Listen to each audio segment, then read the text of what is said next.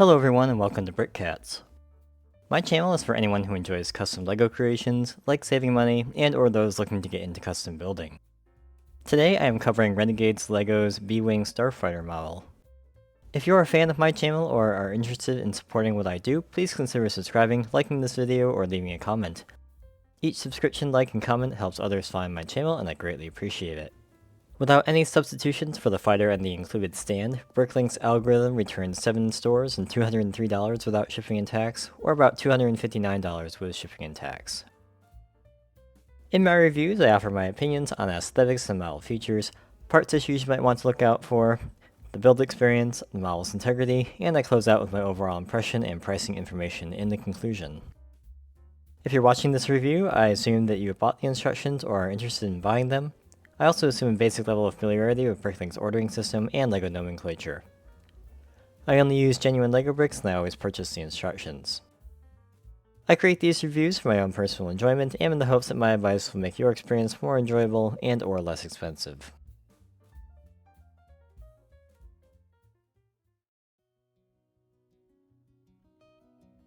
On the included display stand here, Renegades LEGO's B-Wing measures approximately 16.25 inches tall, 12 inches wide, and 6.5 inches deep. Off the stand in the flight configuration, the fighter is about 19 inches tall, 12.5 inches wide, and 6.5 inches deep. These measurements are well within the limits of minifigure scale and fall right in between the two previous B-Wings I've reviewed by Inthert and Edge of Bricks. Looking at the model as a whole, I think it has a great balance of stud and studless construction, and what distinguishes this model for me is the sand blue color highlight. The model's color scheme is based off of the old Kenner B-Wing and the Revell model from the 80s, and I think I had the Kenner toy, so this was instantly recognizable to me. The cockpit rotates 360 degrees and it has some controls and a printed slope for instrumentation. The pod is nicely shaped all around, and the cone shape towards the back is constructed with the fairly common octagonal modified plate and clip method right here. The top third of the hull is shaped very well and looks really good to me. This model is constructed with the sandwich method, and either side is connected in the middle with some clever snot and Technic work. I really like how this large wedge piece here creates this angle, which you can see on the film models.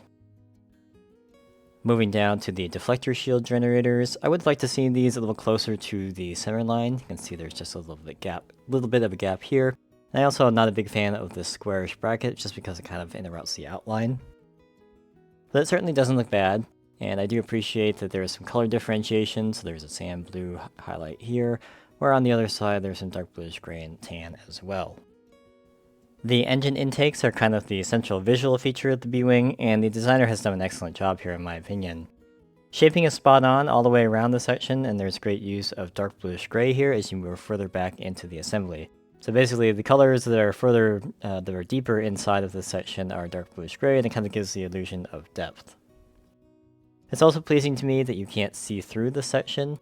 On some models, this is not a problem by any means, but some models you can kind of see all the way through the fighter, and it just kind of, I don't know, makes it seem a little less real to me, because in theory there should be like equipment and stuff in here.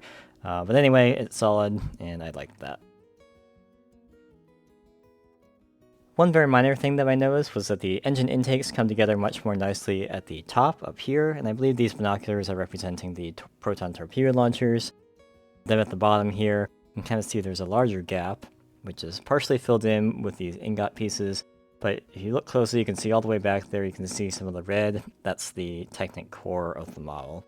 So I think this could be just a little bit better covered up. The black cones with trans-orange boat studs represent the engines well on the rear of the section. They are mounted on Technic axles, so they do move around a little bit, but it doesn't really make a big difference visually. The lower hull has some more curves on the leading edge here, and various cutouts for the sensors. The standard red grille tile right here is a great addition and represents a surface marking on the Revell model. I understand what the designer was trying to do with these smooth double curve pieces, but personally I find them a little distracting. Mostly because they don't match up smoothly with the edge that the 2x2 and 2x1 curve slopes have made. You could substitute just plain light bluish gray tiles here and it would look great, but overall this is not a big deal. The lower weapons pod has an assortment of cannons.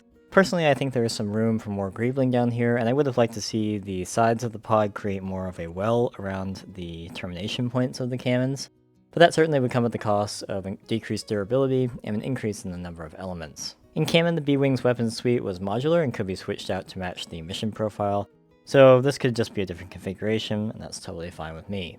I did build these cannons as specified in the instructions, but one change I'm probably going to make is extending this cannon right here, which is I believe the heavy laser cannon, by maybe another 2 studs at least, maybe 4, because that one is significantly larger in cannon. The wings look really good and are nice and thin at 2 plates thickness. The leading edge is nicely curved off, and there's little details near the hinge pieces as well as on the wing itself. I really wish LEGO made the 3x3 round tile in orange, which would scale perfectly with this model. The orange circles are not included except for these 2x2 round plates underneath the wings, which I probably would leave off if I was building this again, and I'll probably take them off after this. I think they seem a little bit out of scale and they're very bright and a little distracting to me. The sand blue stripes on either side of the wings look great. I think technically they're supposed to be straight across, but the wedge inventory doesn't allow that to happen. The wingtip ion cannons as well as the smaller targeting lasers also look very good. Since the wings are mounted on fingered hinges, they do fold down for the landing position if you wanted to pose this, but there is no landing gear included, so you'll have to prop it up with a brick or something like that. The display stand is the same basic construction of the UCS B-Wing stand with the 2 mast pieces and some Technic lift arms creating a support surface. The stand holds the fighter at a nice angle and has a place to display some minifigures down here. It's worth noting that the stand only seems to work in one orientation, meaning that the long side of these Technic lift arms have to be underneath the wing. So like so. And if you try and put it the other way, it's a little bit top heavy and it tends to... Oh, I guess that works, kind of. Not very stable though. You can see that it will not stay like that for long. Overall, this is a fantastic B-Wing model. The unique color schemes alone sets this apart, and the designer includes a number of other little details that fill out the shape very, very nicely.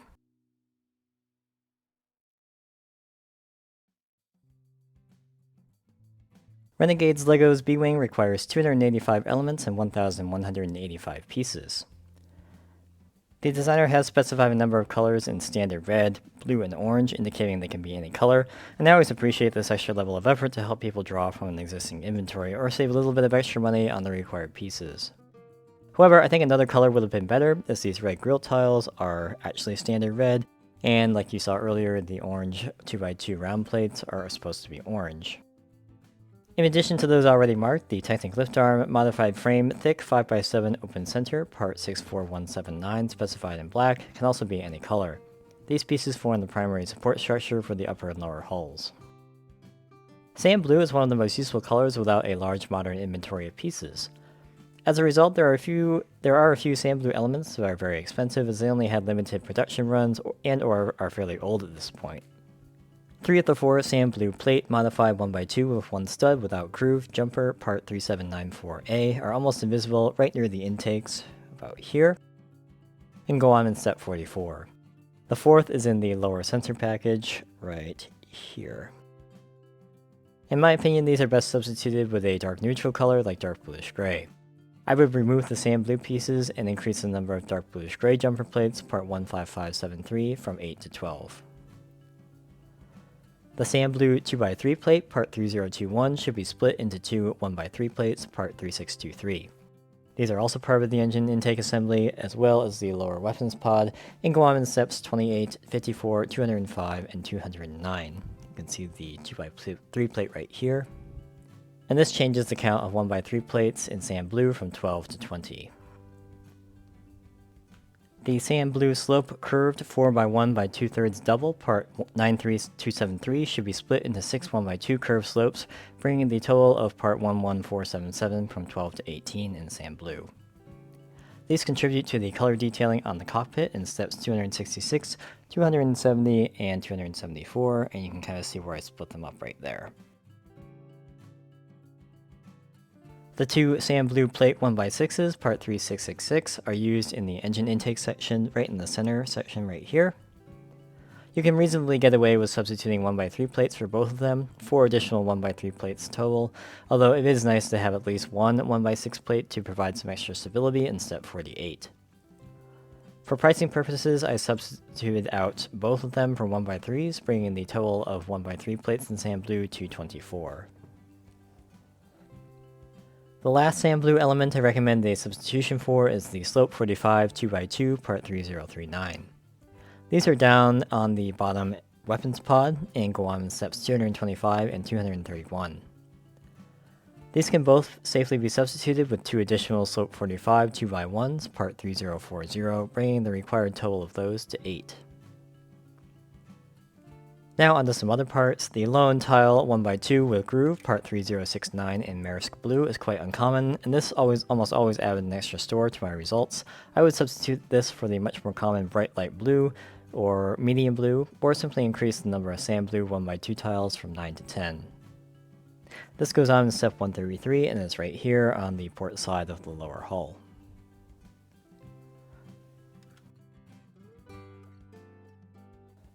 The Technic Gear 36 Tooth Double Bevel part 32498 in light bluish gray is probably going to be the most expensive individual element in this model. You may have some luck finding a cheaper one in the older light gray. The most common color by far, however, is black, and you can see that this gear is actually quite visible towards the rear half of the rotating cockpit. In my opinion, black would not look completely out of place here. Light bluish gray probably looks better, but if expense is an issue, you can consider substituting that out for black. The two Technic Axle 1L with pin with friction ridges, part 43093, are very expensive in black. They are visible, but it's not worth it to me to pay over $1 for a black one, so I just went with a more common blue. The minifigure neck bracket with back stud, thick back wall, part 28974 in light bluish gray is inexplicably expensive right now. In my algorithm results, I even have one store charging $6 for one of these, which quickly went on my blacklist. The thin back wall version, part 42446, will work perfectly fine as well, and tends to be less expensive in light bluish gray. These are located on the trailing edge of the wings, right back here, and since they're not functional, you could even leave them out if you want. Lastly, you could consider ordering the following elements directly from LEGO's Pick-a-Brick service, as they will likely be less expensive than on Bricklink, and you'll probably reduce your store count. Pick-a-Brick orders over $35 total qualify for free shipping, and if you spend more than $14 in the bestseller and standard categories, all of the handling fees are waived.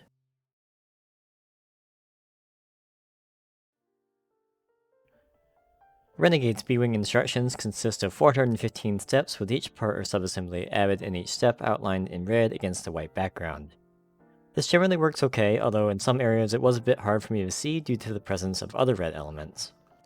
However, I did provide advanced feedback on the instructions in general to the designer, including the color issue, and version 2 of the instructions, which came out on August 25th, is a lot better in this regard. The designer also fixed not some, but all of the issues I raised in terms of sequencing, a small number of missing pieces, and some viewing angle problems. So that's really awesome, and version 2 of the instructions is very smooth. A huge thank you to Renegades LEGO for taking the time to do that, as it's probably not an easy thing to do. And I also think this is the best response I've ever gotten from a designer on instructions feedback as well, so I'm glad that it was useful. The only specific step I ran into an actual construction issue with was in step 118, where it's a little challenging to get these pieces to line up inside the Technic block as you gradually push down on it. This is just kind of a challenging subassembly to execute and not an issue with the instructions themselves. The only thing I'm definitely not a fan of is the watermark. I started seeing these on rebrickable instructions maybe a year ago, and I still don't like it. I don't think it deters any would-be thief, and like every other kind of DRM, it ends up just annoying legitimate customers. It's also on every page and mildly distracting. While I didn't find that it got in the way of completing a step, it definitely makes the steps look a lot busier than it needs to be. So in the end, it's not a huge deal, but certainly my preference is for a clean set of instructions. The build goes at a decent pace, and with minimal pre-sorting of pieces into the major categories, it took me about 4 hours total. It's definitely suitable for someone comfortable with any of the mid-size sets that have a Technic core, and almost anyone would be able to construct the model with minimal assistance from a more experienced builder.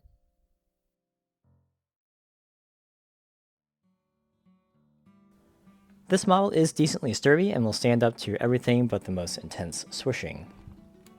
Since the wings are on fingered hinges, there are 3 of them, and there are 3 of them for each wing. I haven't experienced any instances of them drooping or folding on their own. The logical grip is something like this. There are a number of delicate parts that are fairly obvious, like the smaller cannons on the wings and up here on the nose, but these are pretty easy to put back. Similarly, the engine fins can get bumped out of alignment a little bit, but they are secured kind of with in between these studs, so they have a limited range of motion, but again, very easy to put back.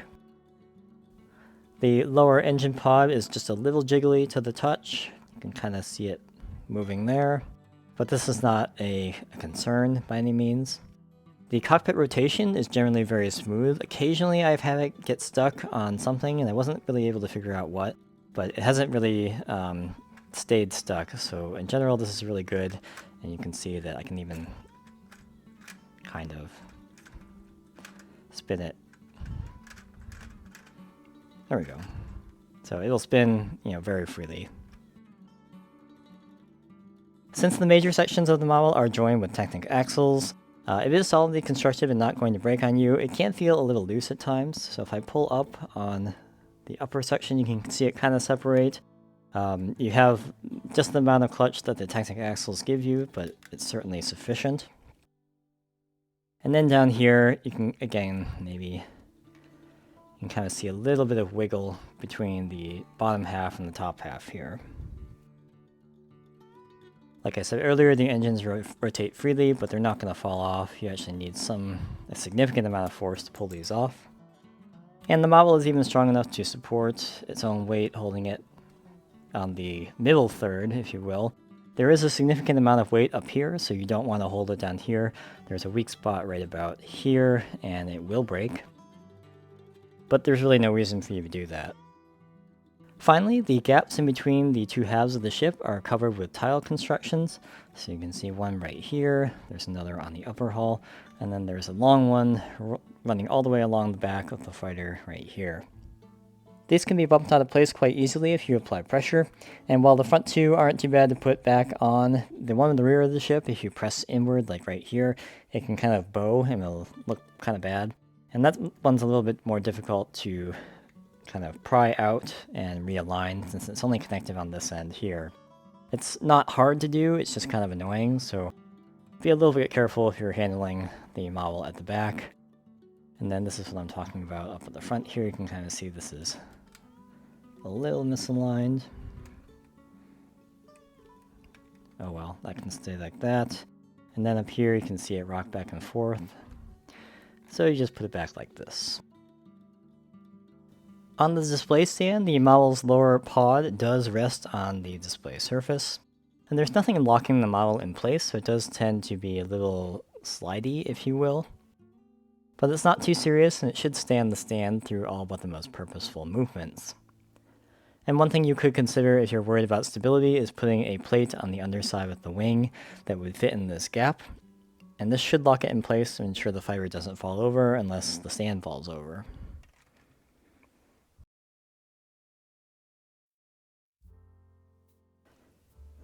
Renegades Lego's B-Wing is an incredible looking model, an accessible build, and is suitable for light to moderate play.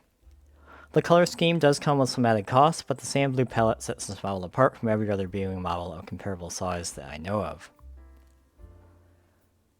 Without any substitutions, I was getting 7 stores and $203 without shipping and tax, for about $259 with shipping and tax. With my substitutions, but still without using Pick-a-Brick, I got 6 stores and $192 without shipping and tax, or about $241 with shipping and tax. Buying the elements I recommended from Pick-a-Brick and bricklinking the rest, I got a Pick-a-Brick total of $44, and again, this did not include any shipping and handling charges, but did include tax. From Bricklink, I got 6 stores and $144 without shipping and tax, or about $190 with shipping and tax. And that's about $234 total. And finally, buying as many elements as possible from Pick-a-Brick and bricklinking the rest, my Pick-a-Brick total was $147, again without shipping and handling fees, but with tax. And buying the remaining elements from Bricklink, I got 4 stores and $32 without shipping and tax, or about $58 with shipping and tax. The total was $205, and that's $54 less than what I started with, only using Bricklink. Instructions for this model cost £5.99, which is about $7.65 in the US, and are available from Revrickable. There will be a link to where you can buy those instructions in the description below. Thanks as always for watching my review of Renegades LEGO's B-Wing Starfighter. If you've built the model, you have something to share that I left out, or have a question about something I didn't cover, please leave your thoughts below in the comments. Remember to subscribe, leave the video a like or a comment, and follow me on Instagram if you haven't already. Each subscription, comment, and like helps increase the channel's visibility, and again, I greatly appreciate your support. I hope to see you back next time.